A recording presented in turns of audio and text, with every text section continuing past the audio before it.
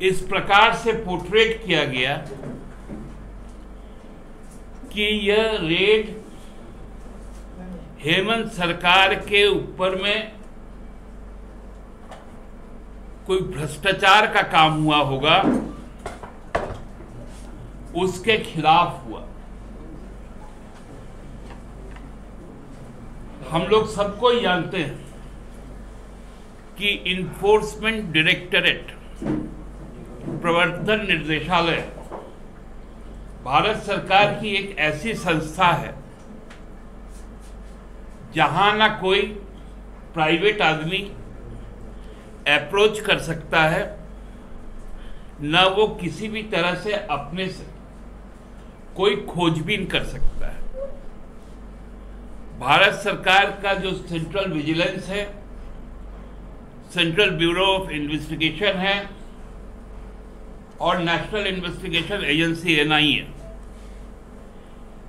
और income tax, यही 4 एजेंसियां हैं जो ईडी को किसी केस को रेफर कर सकता हो फॉर फर्दर इन्वेस्टिगेशन। तो जब ईडी का रेड हुआ तो इस प्रकार से पेंट हुआ कि ईडी घुस गया, लेकिन घुसने के पहले की जो कहानी है वो है कि सीबीआई एक केस पे, जिन पे रेड हुआ, उन पर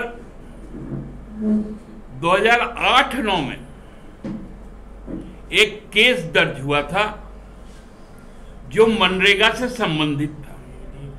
जब वो खूंटी की उपायुक्त थी, चतरा की उपायुक्त थी और पलामू की उपायुक्त थी।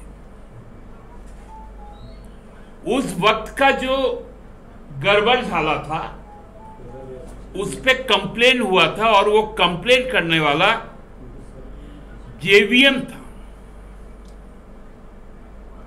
और राजनीति में सबसे शर्मिंदगी की बात है, आज तब के JVM के नेता, आज के भाजपा के नेता पाठ पढ़ा रहे हैं हमारे मुख्यमंत्री को। मतलब बेईमानी और मक्कारी की, मैं मक्कार शब्द यूज कर रहा हूं, बेईमानी और मक्कारी की हद है। अब सीबीआई को और एनफोर्समेंट डिपार्टमेंट को इसमें राजबाला वर्मा जी और रघुवर दास जी, उनको भी अभियुक्त बनाया जाए, क्योंकि इनके द्वारा सीबीआई जांच, जब मुंडा जी की सरकार थी उस वक्त सीबीआई की जांच दी गई थी, उस वक्त विभागीय कार्रवाई शुरू हुई थी और उसको पलटने का काम रघुवर दास जी ने किया था। तो रघुवर दास जी भी इसमें सह अभियुक्त है मनरेगा के लूट में, और हमको लगता है कि अब बाबूलाल जी भी उसमें से हिस्सा पा चुके हैं, क्योंकि बाबूलाल जी पहले विधायक बेचते थे, फिर खुद को बेचे, अब जांच भी बेच रहे हैं। अब बाबूलाल जी राजनीतिक व्यक्तित्व नहीं रहे, अब वो ट्रू सेंस में पॉलिटिकल ट्रेडर बन चुके, ट्रेडर व्यवसाय करने लग गए। इसलिए इस जांच के दायरे में एक त्रिमूर्ति भी आनी चाहिए और इस पे दीपक प्रकाश जी का वक्तव्य पार्टी सार्वजनिक तौर पर डिमांड करती है। करार नहीं दिया जाता तब तक दोषी नहीं मानते, लेकिन इसमें यदि विभागीय कार्रवाई पहले शुरू हो जाती है तो जाहिर तौर पे ये हमारे सरकार की पदाधिकारी नहीं होती। लेकिन जब चूंकि ये हमारे सरकार की पदाधिकारी है तो हमको तो उनको विभाग भी देना पड़ेगा, क्योंकि विभाग हमारे पास में अधिकारियों की कमी है।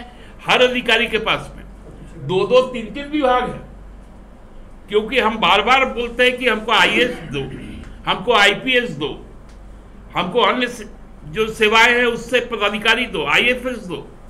ये तीनों सेक्शन में हम डेफिसिट है और हमारे आईएएस आईपीएस को उठाकर सेंट्रल ले जाया जाता है। आज हमारे 12-14 आईएएस वहां पर डेपुटेशन में, सेंट्रल डेपुटेशन पे, तो आपके पास मजबूरी है। लिमिटेड आईएएस है, सीनियोरिटी जो होता है उस पर आपको देना ही है सेक्रेटरी।